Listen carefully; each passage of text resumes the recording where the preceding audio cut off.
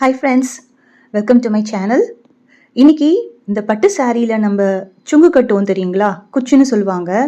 அதை நான் பீட்ஸ் வச்சு ரெடி பண்ண போகிறேன். அதை தான் உங்களுக்கு காமிக்க போகிறேன். இந்த சாரீ பார்த்தீங்கன்னா நல்ல ஒரு ஷைனிங்கான லுக்கு.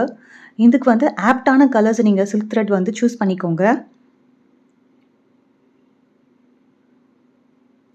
இதில் சில்வர் ஜரியும் இருக்குது, பட் கோல்டும் இருக்கிறதுனால நான் அந்த தீமில் தான் எடுத்திருக்கேன். உங்ககிட்ட இருக்க சில்க் த்ரெட்ஸை நீங்கள் ஷேட் டிஃப்ரெண்ட்டாக இருந்ததுன்னா வச்சு பார்த்து எடுத்துக்கோங்க. இப்போ இதுக்கு பார்த்தீங்கன்னா நான் என்ன எடுத்திருக்கேன்னா லைட் க்ரீன் எடுத்திருப்பேன் and dark pink colour shade அதுக்கு ஆப்டாக சூட் ஆகிற மாதிரி எடுத்திருப்பேன். நான் இந்த மாதிரி தான் நான் ட்ரை பண்ண போகிறேன்.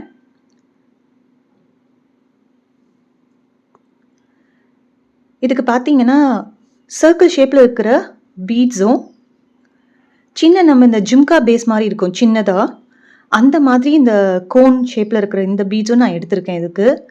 ஸோ இதை வச்சு நான் ஆல்டர்னேட்டிவ் கலர்ஸில் ட்ரை பண்ணலாம் அப்படின்ட்டு ஒரு பிங்க் ஒரு க்ரீன், ஒரு பிங்க் ஒரு க்ரீன் அந்த மாதிரி நான் ட்ரை பண்ணலான்னு இருக்கேன். இதுக்கு என்ன பண்ணுறேன்னா நான் நம்ம சில்க் த்ரெட் பேங்கிள்ஸ்க்கு ரேப் பண்ணுவோம் பார்த்தீங்களா, ஸோ அந்த மாதிரி ரேப் பண்ணிக்கலாம். இதுக்கு நான் பெரிய பெரிய நீடில்ஸ் எடுத்திருக்கேன். 2 கலர் இருக்கிறதுனால நான் 2 பெரிய நீடில் எடுத்திருக்கேன். பாருங்கள், இது பிங்க் கலர் நான் எடுத்து வச்சுருக்கேன். இதுக்கு 66 ஸ்ட்ராண்ட்ஸ் எடுத்திருக்கேன். ஒரு ரேப் ஃபுல் ரேப் பண்ணோம்னா ஒரு ஸ்ட்ராண்ட் சொல்லுவோம்ல, அந்த மாதிரி 66 எடுத்திருக்கேன். இது மேலே நம்ம டைப் பண்ணுறதுக்காக எம்ப்ராய்டரி த்ரெட்டில் பிங்க் கலர் எடுத்திருக்கேன், ஸ்ட்ராங்காக இருக்கும் அப்படின்றதுனால. பிங்க் கலர் நான் ஆல்ரெடி எடுத்து வச்சிருக்கிறதுனால உங்களுக்கு நான் க்ரீன் கலரில் எப்படி பண்ணேன்னு காமிக்கிறேன். இந்த மாதிரி நான் 66 ஸ்ட்ராண்ட்ஸ் எடுத்திருக்கேன் ஆல்ரெடி. இதை சில்க் த்ரெட் பேங்கிள்ஸ்க்கு நம்ம இப்படி தான் பண்ணுவோம், அதே மாதிரி தான் இதுவும். கரெக்டாக ஈவனாக வச்சு கட்டர் வச்சு நான் கட் பண்ணிடுறேன். நல்லா ஹோல்ட் பண்ணிக்கோங்க த்ரெட் வராமல் இருக்கிறதுக்கு.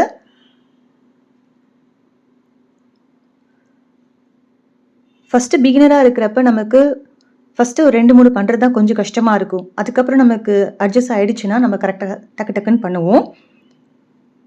இப்போ இதை நல்லா பிடிச்சிக்கோங்க, பிடிச்சிட்டு எடுத்துக்கோங்க. இதை எப்படி நான் நீடலில் நுழைக்கிறதுன்றதை காமிக்கிறேன். இந்த மாதிரி அதை ஈவனாக எடுத்துகிட்டு கொஞ்சம் கம் போட்டு நம்ம ஸ்டிக் பண்ணிக்கலாம். சில்க் த்ரெட்ஸ் இந்த மாதிரி நம்ம எடுக்கிறப்ப கொஞ்சம் பார்த்து பண்ணணும், ஏன்னா சிக்கு வந்துடும். இந்த மாதிரி அதோட கொனையில் நம்ம ஃபேப்ரிக் க்ளூ இருக்குது பார்த்தீங்களா, அந்த க்ளூவை அப்ளை பண்ணி ஈவனாக பண்ணிக்கோங்க. ஸோ தின்னாக ஆகிறப்ப நம்ம நீடலை நுழைக்கிறது ஈஸியாக இருக்கும். இன்னும் நீங்கள் ஷார்ப்பாக அந்த எட்ஜ் வேணும் அப்படின்னா இது மாதிரி பண்ணிவிட்டு கட்டர் வச்சு நீங்கள் கரெக்டாக ஸ்ட்ரெயிட்டாக கட் பண்ணாலும் ஸ்ட்ரெயிட்டாக இருக்கும். அதுக்கப்புறம் ஒரு ப்ரெஸ் பண்ணிங்கன்னா நல்லா தின்னாக இருக்கும். நம்ம நீடலில் எடுத்து நுழைக்கிறது ஈஸியாக இருக்கும். பாருங்கள், இது கொஞ்சம் பொறுமையாகவே பண்ணுங்கள். இந்த மாதிரி மெதுவாக எடுத்தீங்கன்னா நமக்கு கரெக்டாக வந்துடும். அதுக்கப்புறம் நீங்கள் மெதுவாக பிடிச்சி இழுத்தீங்கனாலே நமக்கு த்ரெட்ஸ் ஃபுல்லாக ஒழுங்காக வந்துடும். பாருங்கள், இந்த வீடியோவில் நான் பொறுமையாக தான் காமிச்சிருப்பேன், ஸோ ஈஸியாக இருக்கும் உங்களுக்கு அண்டர்ஸ்டாண்ட் பண்ணிக்க. இந்த கம் போட்டு ஒட்டினதை நம்ம கட் பண்ணி எடுத்துடலாம், இல்லைனா நம்மளோட சில்க் த்ரெட்டில் தேவையில்லாமல் அங்கங்கே ஒட்டிக்கும். அது இன்னும் நமக்கு கஷ்டமாக இருக்கும். அதனால் இப்போ அதை எடுத்துட்டு இதை ரெண்டும் என்ன பண்ணலான்னா ஈவனாக நம்ம லெவல் பண்ணி வச்சுக்கலாம்.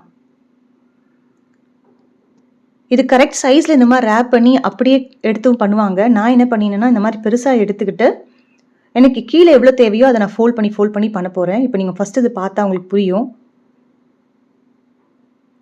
எனக்கு நம்மளோட உட்டன் ஸ்கேல் 30 சென்டிமீட்டருக்கு எனக்கு இந்த அளவுக்கு ஒரு 3 பீடோட குச்சி வந்தது க்ரீன் கலர், அப்புறமா 3 பிங்க் கலர் வந்தது. ஸோ நான் ஒரு வாட்டி ரேப் பண்ணி எடுக்கிறப்ப எனக்கு ஒரு 6 பீட்ஸ் அந்த இது வந்தது. உங்களுக்கு எப்படி இருக்குது நீங்கள் பாருங்கள். இப்போ இந்த மாதிரி நான் என்ன பண்ணுறேன்னா நமக்கு சென்டராக நீங்கள் பண்ணிவிட்டு எம்ப்ராய்டரி த்ரெட் கொனையில் நாட் போட்டு எடுத்துட்டோம்னா சென்டரை வச்சு நாட் பண்ணிக்கோங்க. இதை நீங்கள் அப்படியே ஃபோல்ட் பண்ணி எடுத்துக்கலாம், இல்லை இப்படி வைக்கணுன்னாலும் கீழே வச்சுட்டு பொறுமையாக வச்சுட்டு எடுத்தீங்கன்னா சென்டரில் ஒரு லாக் வந்துடும். இந்த மாதிரி நீங்கள் பொறுமையாக வச்சுட்டு பண்ணிங்கன்னா லாக் வந்துடும். அது எங்கே வேணுமோ நீங்கள் அதை தள்ளிட்டு நம்ம எவ்வளோ லென்த்துக்கு வேணுமோ எடுத்துக்கலாம். நான் கொஞ்சம் எக்ஸ்ட்ரா விட்டு தான் ஃபோல்ட் பண்ண போகிறேன். ஏன்னா அப்புறமா லாஸ்ட்டில் நான் ட்ரிம் பண்ணுறதுக்காக.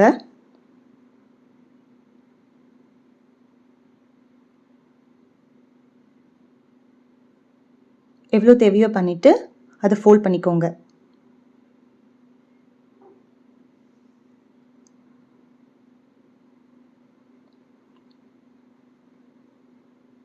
தெரியுதுங்களா?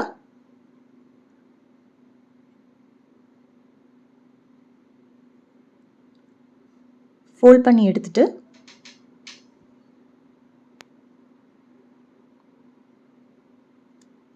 சென்டரில் குத்தி நான் அந்த பக்கமாக ஒரு ரொட்டேஷன் எடுத்துக்கிறேன்.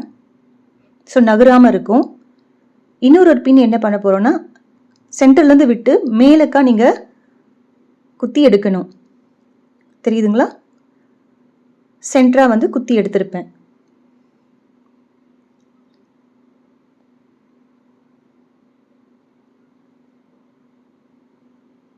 அவ்வளோதான். இப்போ இது நல்லா ஸ்ட்ராங்காக இருக்கும். அவ்வளோதான்.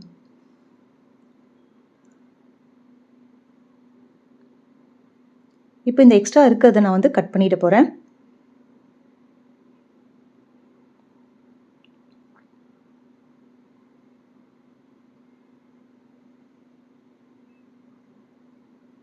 ஸோ இந்த மாதிரி எடுத்தோம்னா நம்ம அடுத்தது ஒரு 2-3க்கு நம்ம கண்டினியூஸாக யூஸ் பண்ணலாம். அதனால் நான் இந்த மாதிரி எடுத்திருக்கேன். உங்களுக்கு எப்படி கன்வீனியண்ட்டாக இருக்குன்னு பாருங்கள். தனித்தனியாக வந்து ரொட்டேட் பண்ணிவிட்டும் எடுத்து கட் பண்ணி பண்ணுறாங்க. ஸோ நம்மளோட கன்வீனியன்ஸ்க்கு எப்படி இருக்குன்னு தான். இப்போ பார்த்தீங்கன்னா மேலே அந்த கோனாக இருக்கிற அந்த பீடை வந்து இதில் கரெக்டாக அந்த குச்சி மாதிரி வச்சாச்சு. இதுக்கு மேலே அந்த சர்க்கிள் பீடும் போட போகிறேன்.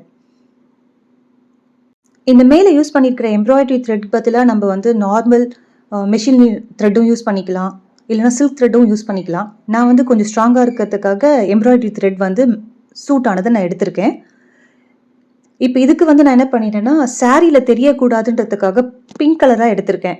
ஆனால் உங்களுக்கு அந்த மாதிரி பரவாயில்ல அப்படின்னு நினச்சிங்கன்னா நீங்கள் ஆல்டர்னேட்டிவ்க்கு க்ரீன் கலர் சில்க் த்ரெட் நம்ம யூஸ் பண்ணுறப்ப நீங்கள் க்ரீன் கலர் தனியாக ஒரு நீடலில் வந்து எம்ப்ராய்டரி த்ரெட் எடுத்து அதுக்கு யூஸ் பண்ணலாம். என்ன மேலே மட்டும் நமக்கு அது தெரியும், கீழே வந்து அந்த சில்க் த்ரெட்டில் தெரியாது. இப்போ பார்த்தீங்கன்னா இதுக்கு கேப் எவ்வளோ வச்சுருக்கேன்னா ஒன்று முடிச்ச உடனே அடுத்தது வந்து ஒரு 1 இன்ச் கேப்புக்கு மார்க் பண்ணிவிட்டு நீடலை வந்து அடியிலேருந்து கொஞ்சமாக எடுத்திருக்கேன். தெரியுதுங்களா? இந்த மாதிரி எடுத்துட்டு கரெக்டாக அதை வச்சுட்டு மறுபடியும் இந்த நீடலை நம்ம அந்த சர்க்கிள் பீடுக்கும் ட்ரையாங்கிள் பீடுக்கும் உள்ள நீங்கள் கரெக்டாக நுழைச்சிங்கன்னா நமக்கு கீழே அந்த க்ரீன் கலர் திசிலில் வந்து சென்டர்லேருந்து நீங்கள் எடுத்துக்கலாம். இப்போ நான் தனித்தனியாக விட்டு எப்படின்னு உங்களுக்கு சொல்லியிருக்கேன். நம்ம பண்ணுறப்ப மேலேருந்து அப்படியே விட்டிங்கனாலே 2 பீடும் கவர் பண்ணி நம்ம எடுத்துக்கலாம் ஈஸியாக. ஸோ இந்த மாதிரி டைட்டன் பண்ணிவிட்டு சென்டர்லேருந்து எடுத்துட்டு மெதுவாகவே பார்த்து எடுங்க, இல்லைனா சிக்கு வந்துடும். சிக்கு வந்துட்டால் அந்த இது நமக்கு கொஞ்சம் வேஸ்ட் ஆகிடும், இல்லைனா வந்து சரி பண்ணுறதுக்கு கொஞ்சம் கஷ்டமாக இருக்கும். இந்த மாதிரி எடுத்துகிட்ட பிறகு இப்போ நம்ம நாட் போட்டு கட் பண்ணிக்க போகிறோம்.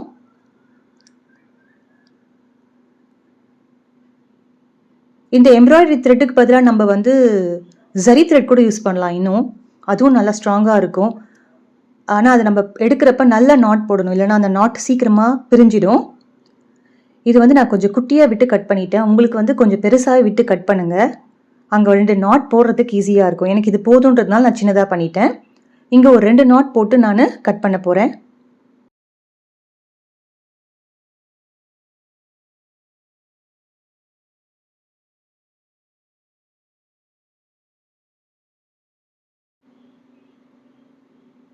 இந்த மாதிரி ஒரு நாட் போட்டாச்சு. இதே மாதிரி இன்னொரு நாட்டும் போட்டுருங்க. நான் சொன்ன மாதிரி த்ரெட்டு வந்து நான் மேலே வந்து பிங்க் கலர் கொடுத்துருக்கிறதுனால கீழே தெரியும், க்ரீன் கலர் கொடுத்தா தெரியாது. பாருங்கள் ஃபினிஷ் பண்ணதுக்கப்புறம் எப்படி இருக்குன்ட்டு. நான் மேலே வந்து நம்ம முந்தியில் வந்து தெரியக்கூடாதுன்றதுக்காக பிங்க் எடுத்திருக்கேன். ஸோ இதே மாதிரி தான் நான் வந்து ஆல்டர்னேட்டிவாக வந்து மாற்றி மாற்றி பண்ண போகிறேன். நான் சொன்ன மாதிரி அந்த பிங்க் கலர் கொடுத்ததுனால கீழே அந்த க்ரீன் திசிலில் வந்து பிங்க் கலர் தெரியும். க்ரீன் யூஸ் பண்ணால் மேலே சாரியிலேருந்து விட்டு நம்ம எடுக்கிற க்ரீன் தெரியும்.